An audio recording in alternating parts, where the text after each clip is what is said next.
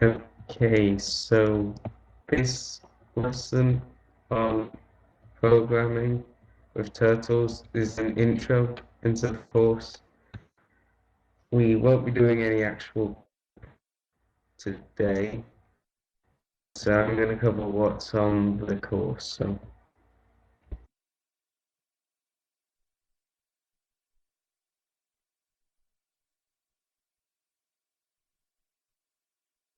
yeah.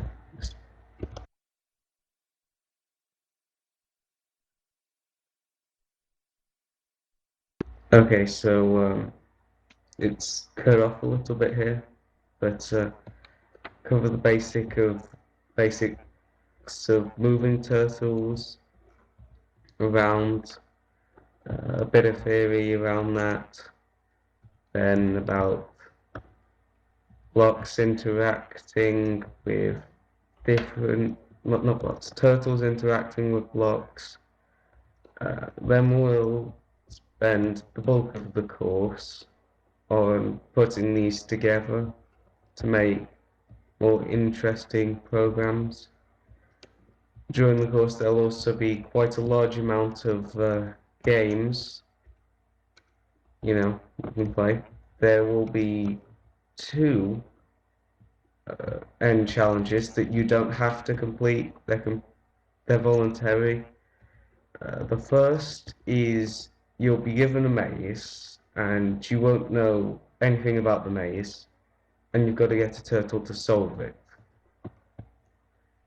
The second involves a challenge that was put onto the computer craft forums quite a while ago, and basically it was to get one turtle to keep the mazes.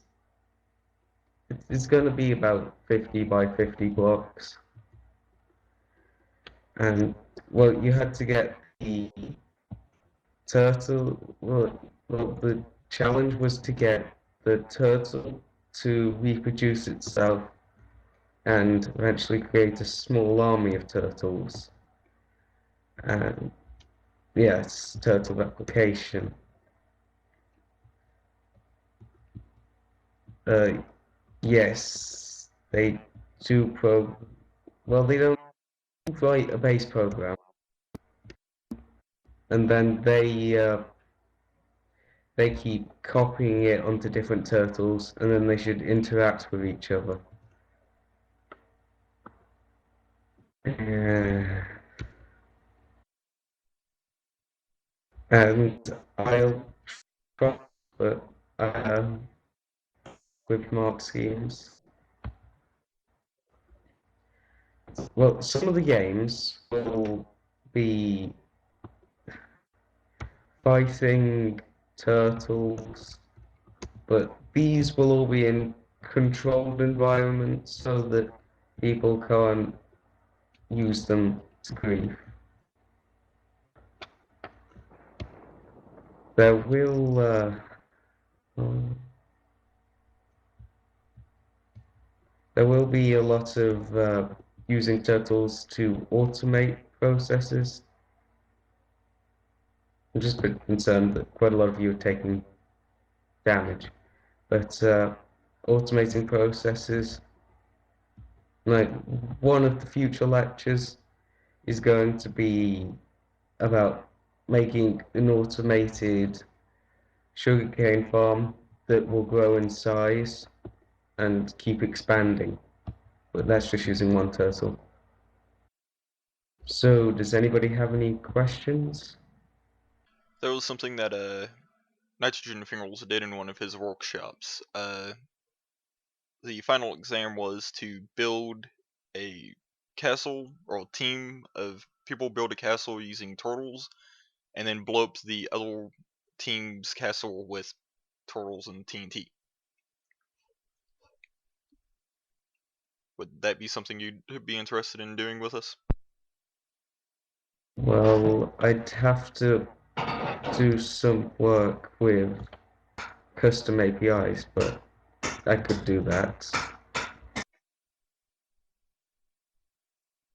I also wanted to put a point across that with the turtle replication, not one fully operational turtle replication code has been published on ComputerCraft website. So I mean, that would be really cool if we could actually develop one and publish it on ComputerCraft website, because it would be the first.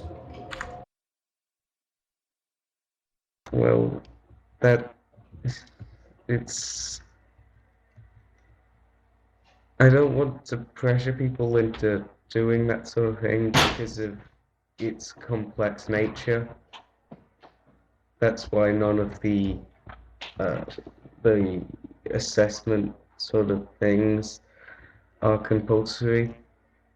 But that's kind of the idea, to get people doing things that have never been done before. So, does anyone else have any other suggestions, or should I go into more detail about the ones that I already have planned?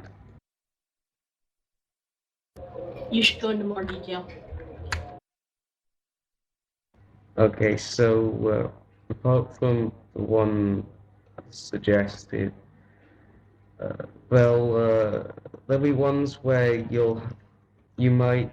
Well, I'm planning to uh, make team challenges, which will mostly involve two teams competing towards the same goal, but only one being able to reach that objective. Maybe, stuff like turtles completing obstacle courses, quite a lot of battling things, some involving doing simple processes quickly, things like that. Will there be any competitions on crafting an object, like the first craft a pickaxe or something like that, as a preparation to the turtle replication challenge? Not sure. I think is what he was trying to say there was will there be any challenges for doing something similar to the total replication but in smaller segments before doing the actual full scale replication bit? Well, I could see the advantages of having challenges in smaller segments. It stops people being as overwhelmed. Yeah. I probably could organize things like that, but then it'd be, times, things like that. So, has anyone done any object-oriented programming before? I've done turtle programming. I have as well. Not much, because I've mostly just used computers to build TNT cannons and clocks and stuff like that, but I have done a little bit of turtle programming. I've done a lot of like sorting inventory and clearing out areas to make them flat and stuff like that. Have you done many things that involve turtles using cardinal directions? Such as pathfinding, I have a little bit. I guess I could say that comparing blocks to another block around them. So if you had like a stone brick in its inventory, it could. I've done it where it compares it to like other stone bricks to see where there is a stone brick, and where there isn't, it would go. Kind of like a maze thing. I've mostly played around with using GPS tracking for turtle pathfinding, but I think my program was rather flawed because the turtle kept getting lost. So, would anyone mind if we do some to turtle movement? May I ask if you have a schedule planned out for like what activities or when and stuff like that? Don't. I'll probably announce. Well, I will be announcing them during these lessons about 2 weeks, maybe in advance. Okay. Right. So basically, does anyone know why it's important to localize turtle movement to these 4 directions?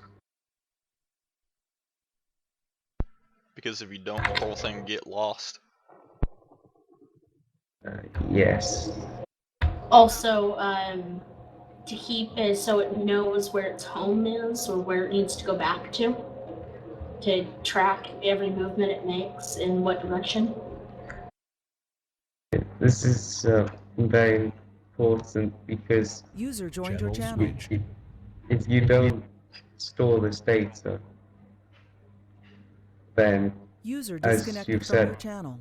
your turtle will end up lost.